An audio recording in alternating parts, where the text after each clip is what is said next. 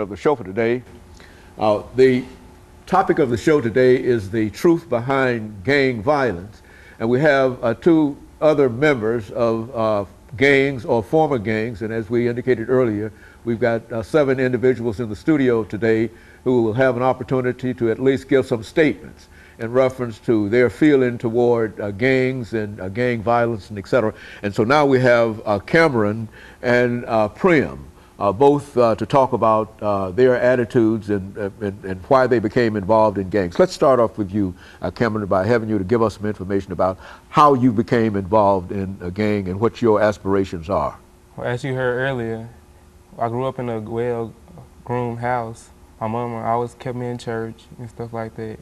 Well, I don't see it as a gang, I see it as a family. Mm-hmm. Like all these people in here, these my brothers. Okay. They fam. I do anything for them. And so how many, so when you talk about a gang, Mr. Primm, how many people, is there a general number of folks that you have to deal with, or you believe are part of your gang, or can there be a gang of 6 folks, a gang of how many folks are, how does that work? I mean, it can be a gang, it's not really a gang. Like he said, it's a family, so somebody in their house, that could be a gang, but they're just a family. So it's really not no number on how many people can be in your gang or be in your family. And so you both of you regard it as a family kind of relationship, and it's not necessarily a gang to you. And because I think that when we use, Cameron, the word gang, we put a negative connotation to it. It means something negative, that these are the individuals that are going out shooting and et cetera, involved in violence. Is that the impression that you believe, that people believe about gangs? Yes, it's like a stereotype. And so you're both here today to try to break that stereotype. What would you like to do, Cameron, in life? I mean, what grade are you in? 12. This is your last year in school. What are you planning on doing from this point on? Going to college, get my degree, sports medicine. Okay, very good. And so if you've already made a decision in reference to going to college, and you've laid a foundation so that you do believe that after your college career your high school career, that you can go, you'll be involved in college. Yes, sir. Okay, what about you, Primm? I'm not really for sure right now. I'm only in 9th grade, so yeah, well, you've got white. Well, how long have you been involved in a gang? I mean, a gang. What in this family tradition that you talk about? How long? It's been a while. It's like I care about these guys the way they care about me. I mean. Is that the truth behind gangs? Is that a mutual feeling that members of one gang have toward their family? No, I feel like they really all, certain gangs love all. It don't matter who you are. White, black, Mexican. I love them all. Okay. Well, now, if there's so much love, let me raise this question, Cameron. If there's so much love among each other and et cetera, why is it that we find people killing one another and shooting one another? See, this is where the violence comes in. This is where I think there's a stereotypical thing. Why does that happen? Because people trying to act what they're not.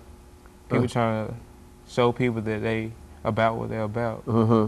And the only way that they can do that is through violence or whatever? No, they can do different things. Like give back to the community, serve.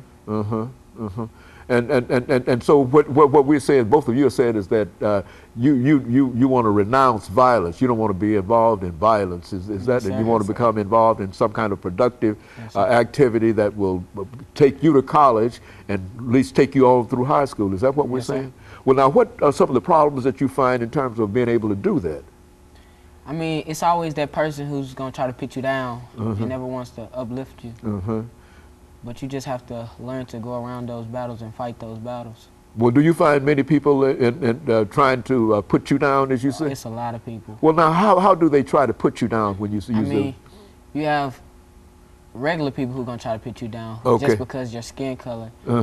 People in school going to try to put you down. Teachers going to put you down by telling you can't do something, or you made a bad grade, so you're never going to be nothing, or he never listens in class, so he's going to end up on the streets or in jail. And so they already predict a negative outcome for you by the very well. Now, do they do that because of your appearance, or why do they do that? Why do they do that in school? What if you believe that is what they do? Why do they do that? Because people hating on other people. People think they're better than everybody else. It's more like popularity. Okay, and a school situation, you believe that to be so? And is that the attitude and the feeling that many people of your family, gang kind of situation feel, that somehow you're being discriminated against by Yes, sir. Everybody? And well, what do you trace the major source of this discrimination? I mean, it's a gang, but you have people out here doing stuff to lead people to think what they think of it. If somebody goes out here and kills somebody and they're in a gang, people gonna be like, oh, every kid in the gang gonna kill somebody. So that's what leads them up to it. But you have to admit, Cameron, that there's a lot of violence, a lot of shooting, and a lot of killing in public kind of situations. Well, now, what else are people supposed to say when a young man get a pistol or whatever and start shooting other folks? I mean, how are we supposed to react to that? I mean, it's like what I said earlier. People trying to just stand up. Like, so what they're about? It's like people, they trying to make their name known around town. Like, you don't want to mess with him. Oh, is that some kind of situation you think that is prevalent here in Nashville, that people will actually take a weapon and go around and try to, quote, make a reputation in a real sense? Is that it? Yes, sir. Well, is that prevalent among gangs? I mean, do you find that among gangs? Yes, sir. It might not be among your gang, but is that, well now, how do you deal with that? I mean, what do you say about that? Ain't no point in trying to do all that, because ain't in our vocabulary. We can do anything we want to. We put our mind to it. And so they don't have to try to build up a reputation by carrying a weapon. And well, how do you get that message across? Both of you are members of these gang families, as you indicate. How do you get the message across to other members of the gang that that's not the way to do it? I mean, you could go around by helping your community, helping kids, going to school, speaking to the youth.